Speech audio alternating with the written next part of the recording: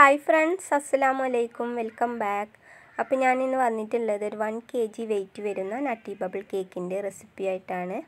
അപ്പോൾ നമുക്ക് വേഗം തന്നെ വീഡിയോയിലേക്ക് പോവാം. അപ്പോൾ ആദ്യം തന്നെ ഡ്രൈ ഇൻഗ്രീഡിയൻസ് ഒക്കെ ഒന്ന് അരിച്ചെടുക്കാം. അതിന് വേണ്ടിയിട്ട് ഞാൻ ഒരു അരിപ്പയിലേക്ക് 1 കപ്പ് മൈദ ഇട്ട് കൊടുത്തിട്ടുണ്ട്. പിന്നെ 1 ടീസ്പൂൺ ബേക്കിംഗ് പൗഡറും 1/4 ടീസ്പൂൺ ബേക്കിംഗ് സോഡയും ചേർത്തെടുത്തിട്ടുണ്ട്. ഇനി ഇത് നന്നായിട്ടൊന്ന് അരിച്ചെടുക്കാം. ഇപ്പം ഞാനിതൊരു 3 തവണ ഇവിടെ അരിച്ചെടുക്കുന്നുണ്ട്.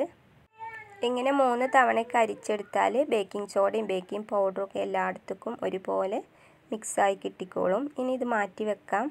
ഇനി കേക്കിലേക്കുള്ള ബൂസ്റ്റ് സിറപ്പ് ഒന്ന് തയ്യാറാക്കാം. അതിന് വേണ്ടിയിട്ട് ഞാൻ 2 ടേബിൾ സ്പൂൺ ബൂസ്റ്റാണ് ഇട്ടെടുത്തിട്ടുള്ളത്.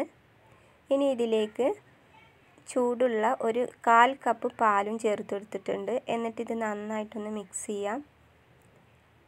ഇനി ഇതൊന്ന് തണുക്കാനായിട്ട് മാറ്റി വെക്കാം. ഇനി നമുക്ക് എഗ്ഗ് ബീറ്റ് ചെയ്യാൻ തുടങ്ങാം. അതിന് വേണ്ടിയിട്ട് ക്ലീൻ ആയിട്ടുള്ളൊരു ബൗളിലേക്ക് 4 എഗ്ഗാണ് പൊട്ടിച്ചൊഴിക്കുന്നത്.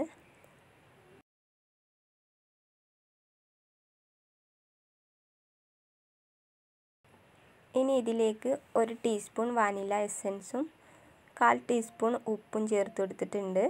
ഇനി ഇത് നന്നായിട്ടൊന്ന് ബീറ്റ് ചെയ്യാം.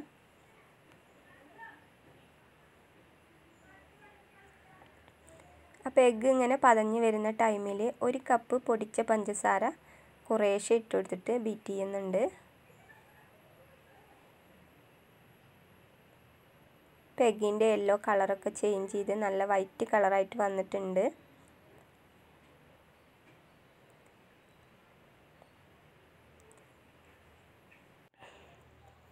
എഗ്ഗൊക്കെ ഇവിടെ നന്നായി പതഞ്ഞ് വന്നിട്ടുണ്ട്.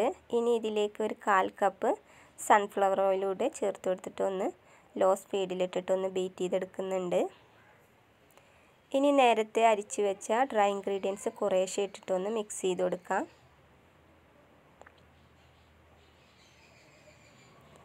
പിന്നെ ഇതിൻ്റെ ഇടയിൽ നമ്മൾ നേരത്തെ തയ്യാറാക്കി വെച്ച ബൂസ്റ്റ് സിറപ്പ് കൂടെ ചേർത്ത് കൊടുക്കുന്നുണ്ട്.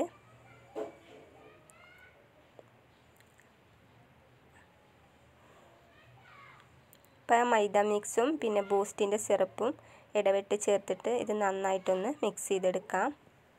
ഇപ്പോൾ ഇതാ ബാറ്ററി ഇവിടെ റെഡി ആയിട്ടുണ്ട്. ഇനി ഇതൊരു 8 ഇഞ്ച് പാനിലേക്കാണ് ഒഴിച്ചു കൊടുക്കുന്നത്. അപ്പോൾ ഇത് ഞാൻ നേരത്തെ ഓയിലൊക്കെ സ്പ്രെഡ് ചെയ്ത് ബട്ടർ പേപ്പറൊക്കെ ഒട്ടിച്ച് വെച്ചതാണ്. അപ്പോൾ അതിലേക്ക് ഞാൻ ഈ ബാറ്ററി ഒഴിച്ചു കൊടുക്കുന്നുണ്ട്. എന്നിട്ട് എയർ ബബിൾസ് പോകാൻ വേണ്ടിയിട്ട് ഒന്ന് ടാപ്പ് ചെയ്ത് കൊടുക്കാം. അപ്പോൾ ഈ സമയത്ത് ഞാൻ ഗ്യാസിലൊരു പാന് പ്രീ ഹീറ്റ് ചെയ്യാൻ വെച്ചിട്ടുണ്ടായിരുന്നു. അപ്പോൾ ഇതൊരു 10 മിനിറ്റ് മീഡിയം ഫ്ലെയിമിലിട്ടിട്ട് ചൂടാക്കിയതിന് ശേഷം കേക്കിൻ്റെ പാൻ ഇതിലേക്ക് ഇറക്കി വെച്ചിട്ട് ലോ ഫ്ലെയിമിൽ ഒരു 30 മിനിറ്റ് കുക്ക് ചെയ്തെടുക്കാം. ഇനി ഇത് നന്നായിട്ട് മൂടി വെച്ചിട്ട് ഇതിൻ്റെ മുകളിൽ വെയിറ്റ് എന്തെങ്കിലും വെച്ച് കൊടുത്താൽ മതി. അപ്പോൾ ഇതാ 30 മിനിറ്റ് കഴിഞ്ഞപ്പോഴത്തേക്കും കേക്ക് റെഡി ആയിട്ടുണ്ട്. ഇനി ഇത് ചൂടാറാനായിട്ട് മാറ്റി വെക്കാം. ഇനി കേക്കിലേക്ക് ആവശ്യമായ നട്ട്സൊക്കെ ഒന്ന് കട്ട് ചെയ്തെടുക്കുന്നുണ്ട്. അപ്പോൾ ഇതിന് വേണ്ടിയിട്ട് ഞാൻ കുറച്ച് ബദാമും കാഷ്നട്ടും പിന്നെ വൈറ്റ് ചോക്ലേറ്റും ഡാർക്ക് ചോക്ലേറ്റും ചിപ്സുമാണ് എടുത്തിട്ടുള്ളത്. അപ്പോൾ അതൊക്കെ അവിടെ കട്ട് ചെയ്ത് മാറ്റി വെക്കാം.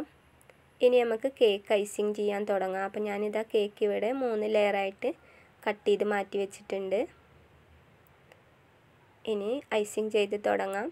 അപ്പോൾ ബേസിലേക്ക് കുറച്ച് ക്രീമാക്കി കൊടുത്തതിന് ശേഷം ആദ്യം തന്നെ ഫസ്റ്റ് ലെയർ വെച്ച് കൊടുത്തിട്ടുണ്ട്. ഇനി ഷുഗർ സിറപ്പ് ഇട്ടിട്ട് ഇത് നന്നായിട്ടൊന്ന് വെറ്റ് ചെയ്ത് കൊടുക്കാം.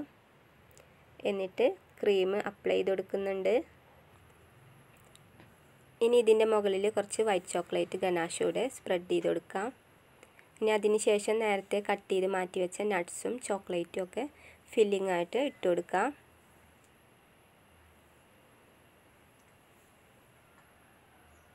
ഇനി ഇതിൻ്റെ മുകളിൽ കുറച്ച് ബൂസ്റ്റും ഇട്ടുകൊടുത്തിട്ടുണ്ട്. ഇനി രണ്ടാമത്തെ ലെയർ വെച്ച് കൊടുക്കാം. ഇനി ഇത് നേരത്തെ ചെയ്ത പോലെ ഷുഗർ സിറപ്പ് ഇട്ടിട്ട് വെറ്റ് ചെയ്ത് കൊടുക്കാം. ഇനി നേരത്തെ ചെയ്ത അതേ പ്രോസസ്സ് തന്നെ വീണ്ടും റിപ്പീറ്റ് ചെയ്ത് കൊടുക്കുന്നുണ്ട്.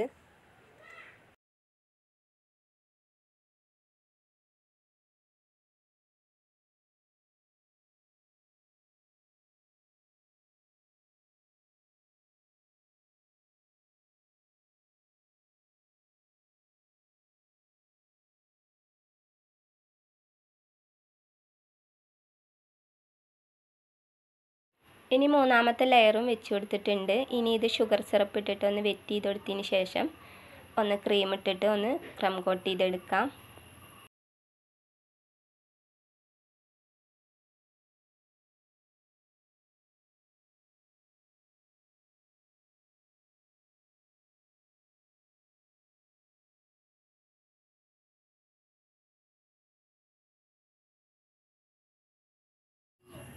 അപ്പോൾ ഇതിവിടെ ക്രം കോട്ട് ചെയ്ത് കഴിഞ്ഞിട്ടുണ്ട്.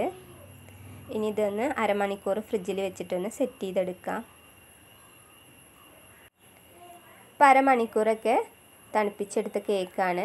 ഇനി ഇത് നമുക്ക് കുറച്ചുകൂടെ ക്രീം ഇട്ടിട്ട് ഇതൊന്ന് ഫുള്ളായിട്ടൊന്ന് ഐസിങ് ചെയ്തെടുക്കാം.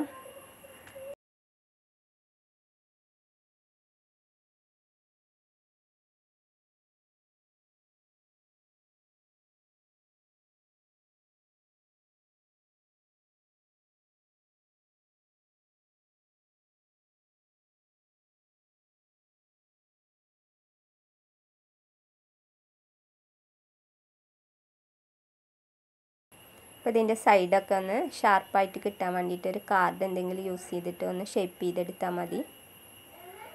അപ്പോൾ ഇത് ഫുള്ളായിട്ട് ഐസിങ് കഴിഞ്ഞിട്ടുണ്ട്. ഇനി ഇതിൻ്റെ സൈഡിൽ നേരത്തെ കട്ട് ചെയ്ത് മാറ്റി വെച്ച നട്ട്സും ചോക്ലേറ്റും ഒക്കെ ഒന്ന് വെച്ച് കൊടുക്കുന്നുണ്ട്. അപ്പോൾ അതാ ഞാൻ ഫുള്ളായിട്ടിത് കവർ ചെയ്തെടുത്തിട്ടുണ്ട്.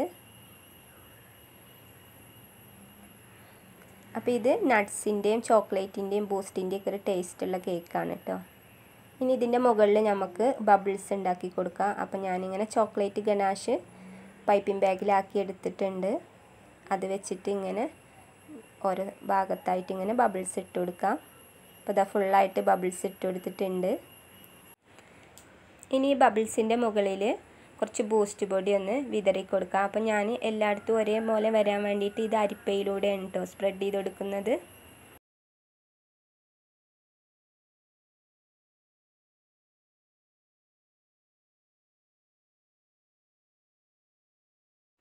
അപ്പോൾ ഈ കേക്കിൻ്റെ ഡെക്കറേഷനൊക്കെ ഇവിടെ കംപ്ലീറ്റ് ആയിട്ടുണ്ട്.